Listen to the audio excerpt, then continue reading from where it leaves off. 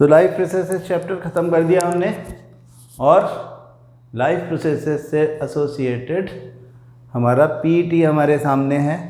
I hope आपको कोई बहुत परेशानी नहीं होगी इसको सॉल्व करने में। एक एक करके क्वेश्चंस देखते हैं। Mention the source of oxygen given out by plants during the process of photosynthesis. हमने कहा था फोटोसिंथेसिस के 3 स्टेप्स होते हैं। फर्स्ट स्टेप में absorption of sunlight by the chlorophyll होता है और उससे जो एनर्जी रिलीज होती है that is utilized in step 2 in order to break down the water molecule. तो हम बोलते हैं कि उसका फोटोहाइड्रोलिसिस होता है, वाटर का break down in presence of light होता है और ऑक्सीजन रिलीज होती है, hydrogen ions we obtain from that breakdown. This oxygen is removed during this process तो the source of oxygen is water. Carbon dioxide में भी oxygen है, H2O में भी ऑक्सीजन है, ये दोनों रिएक्टेंट्स हैं फोटोसिंथेसिस के, but H2O water is the source of oxygen. ये बात आपको याद रखना है। Why is the rate of breathing in aquatic animals more as compared to terrestrial animals? Aquatic animals take their oxygen from the dissolved form। वो जो dissolved oxygen है inside the water उसमें से, और उसमें 5% से ज़्यादा ऑक्सीजन डिज़ोल्व नहीं हो सकती। ऑक्सीजन का वाटर में डिज़ोल्व होने का जो कैपेसिटी है वो काफ़ी कम है। So they have only 5% of oxygen in their surroundings as compared to we or the terrestrial living organisms have approximately 20 to 21% of oxygen in their surroundings. So it is the abundance of oxygen around us which makes it easy। हमारा breathing rate normal है लेकिन aquatic animals वालों को breathing rate बढ़ाना पड़ता है so that they can absorb maximum oxygen from their surroundings because in their surroundings only 5% oxygen is there। तो ये दोनों 1 मार्क क्वेश्चन थे। फिर 3 मार्क क्वेश्चन है। List 2 types of the transport system in human beings and right the functions of any one of these. 2 types of transport system में एक तो हमने ब्लड ट्रांसपोर्टेशन सिस्टम देखा है जिसमें हम देखते हैं कि ब्लड सब चीज़ों को लेकर के और मूव कर रहा है। उसके अलावा फिर हमारा जो लिम्फ जो होता है, जो लिम्फेटिक सिस्टम होता है, वो दूसरा ट्रांसपोर्टेशन सिस्टम है ना। तो वो कह रहे हैं कि list 2 types of transportation system, तो आप लिखोगे blood transportation system and lymphatic system. ये तो उन्होंने नाम पूछ लिए। फिर कहते हैं कि right the function of any one of these. आपको दोनों के फंक्शंस पता होने चाहिए। ये बोर्ड का पेपर है, 2019 में बोर्ड का क्वेश्चन है, मतलब ये वाला बोर्ड 2019 में पूछा गया क्वेश्चन है। आप क्या बताओगे? आप एक तो ये बताओगे कि ब्लड का फंक्शन, बहुत सारे फंक्शंस पता है आपको ब्लड के, तो ट्रांसपोर्टेशन तो है ही, transportation of material with the help of plasma. Plasma में डिज़ोल्व होकर के बहुत सारी चीज़ें मूव हो रही होती हैं। आरबीसी में ऑक्सीजन का ट्रांसपोर्टेशन हो रहा होता है, कार्बन डाइऑक्साइड सेल से निकल कर के लंग्स की तरफ जा रही होती है। हाँ, और उसके अलावा इनका फंक्शन है कि किसी ब्लीडिंग हो रही हो, इंजरी के टाइम पर एक्सेसिव ब्लड लॉस को रोकना है with the help of platelets, या जो हमारी WBC है वो हमको बीमारियों से बचाती है, इम्यून सिस्टम को स्ट्रेंथन करना। ये सब जो भी सेल्स के ब्लड के कंपोनेंट्स के फंक्शंस हैं वही ब्लड के फंक्शंस हैं। ये सब में से कुछ भी लिख सकते हो। लिम्फ का जो फंक्शन है, लिम्फ क्या कर रहा है कि जो हमारा फैट जो अब्जॉर्ब हो रहा है उस सारे को, वो सब उसी में लिम्फेटिक सिस्टम में ही जा रहा है। लिम्फ का काम है लिम्फोसाइट्स को स्टोर करना लिम्फ नोड्स में। एक पैरेलल सिस्टम मिल रहा है ना हमको, लिम्फोसाइट्स प्रोवाइड करने वाला एक सिस्टम मिल रहा है। और उसका लिम्फ का एक बड़ा इम्पॉर्टेंट काम ये है कि वो क्योंकि इंटरसेलुलर स्पेस में भरा हुआ जो टिश्यू फ्लूइड है वो लगातार टिश्यू फ्लूइड जो है वो ब्लड से रिलीज़ होता जा रहा है इधर इंटरसेलुलर स्पेसेस में, और कुछ सामान वापस ब्लड में चला भी जा रहा है। तो जो टिश्यू फ्लूइड है उसको एब्जॉर्ब कर लेने का काम भी लिम्फेटिक सिस्टम का ही है। टिश्यू फ्लूइड का कुछ पार्ट लिम्फेटिक सिस्टम में लिम्फ के फॉर्म में चला जाता है और इस वजह से एक बैलेंस इन द प्रेशर बना रहता है। Mention the pathway of urine starting from the organ of its formation. अब यूरिन का फॉर्मेशन का हुआ, ऑर्गन पूछा है तो लिम्फ इसका नेफ्रॉन मत लिखना कभी भी, आपको किडनी से शुरू करना है। तो from the organ of its formation हम बोलते हैं किडनी, किडनी से वो जाता है यूरेटर में, यूरेटर से जाता है, इस तरह का स्ट्रक्चर देखा है ना आपने, किडनीज बना करके दोनों तरफ किडनी बनाई, फिर ये जो ट्यूब्स निकल के जा रही हैं बाहर, इनको हम यूरेटर बोलते हैं। इधर ब्लैडर है, हाँ, तो kidney number 1, number 2 ureter, number 3 urinary bladder and then excretion through urethra number 4। तो ऐसे 1 2 3 4 लेबल करके शो कर दो। ऑर्गन से पूछा है इसलिए नेफ्रॉन की बात नहीं करना। फिर देखो और क्या है, इसमें आगे भी पूछे, name 4 substances which are reabsorb from the initial filtrate in the tubular part of the nephron. Nephron का एक तो फनल पार्ट है जिसको हम बोलते हैं कि बोमांस कैप्सूल, बोमांस कैप्सूल में ग्लोमेरुलस है, ग्लोमेरुलस में ब्लड एंटर किया, एंटर करने के बाद हाई प्रेशर की वजह से उसमें से कुछ यूज़फुल सब्सटेंसेस भी निकल गए, यूरिया यूरिक एसिड तो निकले ही, हाँ, यूज़फुल सब्सटेंसेस भी निकल गए। क्या निकल गए, उन्होंने यही पूछे हैं, काम की चीज़ें हैं इसलिए रीअब्जॉर्ब होंगी। वो कह रहा है name 4 substances which are reabsorb from the initial filtrate in the tubular part of the nephron. तो यानी अब आप इनके नाम बताओ जिनको रीअब्जॉर्ब करना है। क्यों करना है, क्योंकि काम के हैं। तो water, glucose, amino acids and minerals,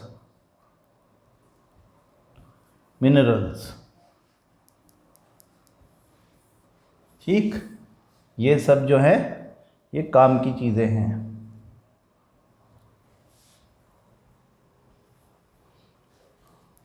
right 3 events which occur during the process of photosynthesis. तो 3 इवेंट्स मतलब 3 steps. Number 1, step number 1, absorption of sunlight by the chlorophyll. हम इसको एक्साइटेशन ऑफ क्लोरोफिल भी कहते हैं। क्लोरोफिल ने सन की एनर्जी को एब्जॉर्ब कर लिया है, उसका एक्साइटेशन हो गया, उसमें से इलेक्ट्रॉन निकल गया है। नाउ स्टेप 2, फोटो हाइड्रोलिसिस, यानी लाइट से जो एनर्जी मिली है उस एनर्जी को यूज़ करके, हाइड्रोलिसिस मतलब वाटर का ब्रेकडाउन, हाँ, hydro is water, lysis is breakdown. Water का ब्रेकडाउन हुआ तो हमें मिला हाइड्रोजन आयन H+ और ऑक्सीजन गैस बनी जो कि रिमूव कर दी जाएगी बाहर। Now this hydrogen ion will be taken to the carbon dioxide molecule with the help of a hydrogen ion carrier known as NADP, nicotinamide adenine dinucleotide phosphate, which is a hydrogen ion carrier। वो इसको इससे जाके add जब कर देगा तो बनेगा glucose C6H12O6। These are the 3 events or 3 steps what we learn in our NCERT for photosynthesis। चलो फिर आगे देखें। List in tabular form 3 distinguishing features between autotrophic nutrition and heterotrophic nutrition. Tabular form मतलब आप टेबल बना करके autotrophic nutrition और heterotrophic nutrition की बात करो। तो ऑटोट्रॉफिक न्यूट्रिशन में जो फूड है that is synthesized inside the body of the living organism. समझो प्लांट है तो प्लांट की बॉडी में ही सिंथेसिस हो रहा है अपने आप। तो जो फूड है, ग्लूकोज है, that is synthesized by self, जबकि हीटरोट्रॉफिक मोड ऑफ न्यूट्रिशन जो है उसमें the food is obtained from an external source. वो किसी दूसरे सोर्स से, वो अगर हर्बीवोर है तो हर्ब से लेगा, कार्निवोर है तो किसी दूसरे हर्बीवोर से ले लेगा, लेकिन एक्सटर्नल सोर्स होगा। एक बात। दूसरी बात, ऑटोट्रॉफिक मोड ऑफ न्यूट्रिशन जो है वो एक सिंथेसिस प्रोसेस है, यानी कि उसमें सिंपल सब्सटेंसेस जो हैं वो कॉम्प्लेक्स सब्सटेंसेस में कन्वर्ट होते हैं। जैसे आपने फोटोसिंथेसिस की प्रोसेस देख ली है अभी तो फोटोसिंथेसिस की प्रोसेस में आप क्या देखते हो? Carbon dioxide, water, they are the reactants. क्या बना दे रहे हैं? ग्लूकोज साथ में ऑक्सीजन। तो कार्बन डाइऑक्साइड और वाटर जैसे सिंपल सब्सटेंसेस एक कॉम्प्लेक्स सब्सटेंस बना दे रहे हैं C6H12O6 दैट इज ग्लूकोज, जो हीटरोट्रॉफिक मोड ऑफ न्यूट्रिशन है। जैसे कि हम अपने डाइजेशन की बात करें, हमारा तो हीटरोट्रॉफिक है ना, तो हमारा होलोजोइक मोड ऑफ न्यूट्रिशन है। हमारे मोड ऑफ न्यूट्रिशन में क्या हो रहा है? Complex organic food is being broken down to form the simple organic substance. हाँ, समझ रहे हो आप डिफरेंस कि एक में तो कॉम्प्लेक्स चीज़ बन रही है सिंपल से, एक में सिंपल कॉम्प्लेक्स चीज़ का सिंप्लीफिकेशन हो रहा है। ठीक है, ये फ़र्क है ना। फिर ऑटोट्रॉफिक न्यूट्रिशन जो है उसमें हम ये भी देखते हैं कि ऑटोट्रॉफिक न्यूट्रिशन में कोई एंजाइम जैसा स्पेशल केमिकल यूज़ नहीं हुआ, कि किसी तरह का एंजाइम, कोई हार्मोन, इस तरह की कोई जिसको हम बोलते हैं ना कि जो किसी केमिकल रिएक्शन में स्पीड बढ़ाने वाला, हाँ, वो इसमें यूज़ नहीं होता। No enzyme is used. जबकि हमारा हीटरोट्रॉफिक मोड ऑफ न्यूट्रिशन में वेरियस एंजाइम्स यूज़ किए जाते हैं। यहाँ पे ऐसा कोई कैटलिस्ट नहीं है, वहाँ पे बायो कैटलिस्ट या एंजाइम के बिना काम नहीं चलता है। वहाँ पे सिंप्लीफिकेशन करना है, यहाँ पे कंबाइन करना है चीज़ों को। तो this is how the differences can be written between autotrophic and heterotrophic mode of nutrition. अच्छा, फिर देखें कि question number 7 A part, what is translocation. Translocation आपको याद रहना चाहिए, translocation term is used only for the movement of food from the leaves to the various other parts of the body, plant body, with the help of a special tissue known as phloem. Translocation केवल food के transportation को inside the plants from phloem to from leaves to other parts of the plants जहाँ पे उनकी ज़रूरत है, with the help of phloem tissue. Why is it essential for plants? Because it provides the nourishment, it provides the nutrition to the various parts where the cells are living cells को food पहुँचाने का काम यहाँ इससे होता है। Where do the substances in plants reach as a result of translocation?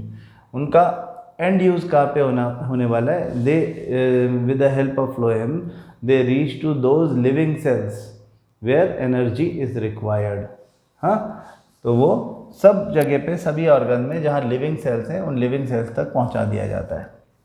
Question number 8 देखो, state the role of the following in the process of respiration in human.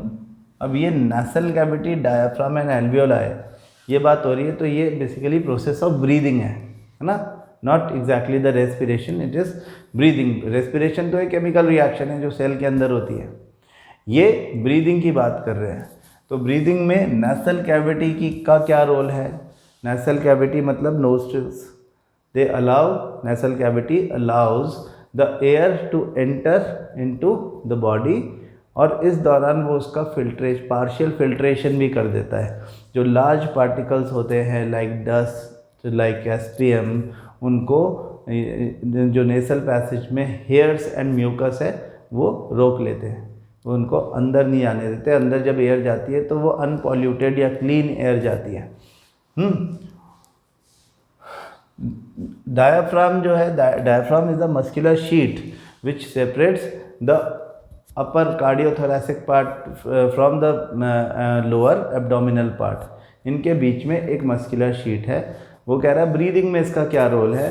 तो it moves up and down and creates the pressure difference inside the lungs. Lungs में high pressure create करना पड़ता है acceleration के लिए, और low pressure create करना पड़ता है इनहेलेशन के लिए। ये प्रेशर क्रिएट करना, लो या हाई, या प्रेशर में वेरिएशन लेके आना, ये सारा काम डायफ्राम करता है।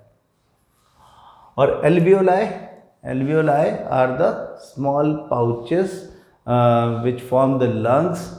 They are basically the unit of respiration or unit of lungs in which dense network of blood capillaries is there. These are the places where exchange of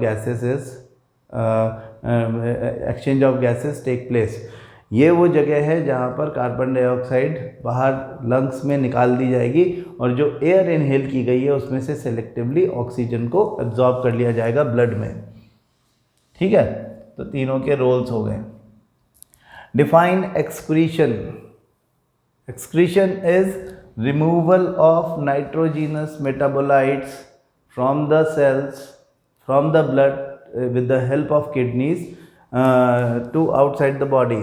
Excretion is removal of nitrogenous waste, removal of all those substances which are metabolites, that means which are formed inside the cells as the byproduct of various chemical reactions. अब वो उनको बाहर निकालना है, हमको ऐसी चीज़ बन गई है जो हमारे हेल्थ के लिए अच्छी नहीं है. Name the basic filtration unit present in the kidney. ये इसको हम नेफ्रॉन बोलते हैं. Basic filtration unit is nephron. Draw excretory system in human beings and label the following organs of excretory system which perform following function. तो form the organ, नाम लिखा है organs, है ना. Organ that forms unit is kidney is a long tube which collects urine from kidney. Ureter stores urine until it is passed out, that is bladder, which is known as urinary bladder. So actually it was a very easy question paper. आगे हम जब combined test लेंगे, क्योंकि आपका अभी अप्रैल में ये दूसरा टेस्ट है, तो अब हम कंबाइंड टेस्ट लेंगे, उसमें केमिकल रिएक्शन भी आएगा और ये भी आएगा. तो फिर और भी कुछ क्वेश्चन जो कि थोड़े से ज़्यादा चैलेंजिंग भी हो सकते हैं, एज अ मेजर टेस्ट हम उसको लेंगे, है ना. मंथ एंड में मेजर टेस्ट आपका लेंगे, तो आप इसकी तैयारी करते रहो. In this particular paper I don't think you must have seen much of a challenge. ठीक है, थैंक यू.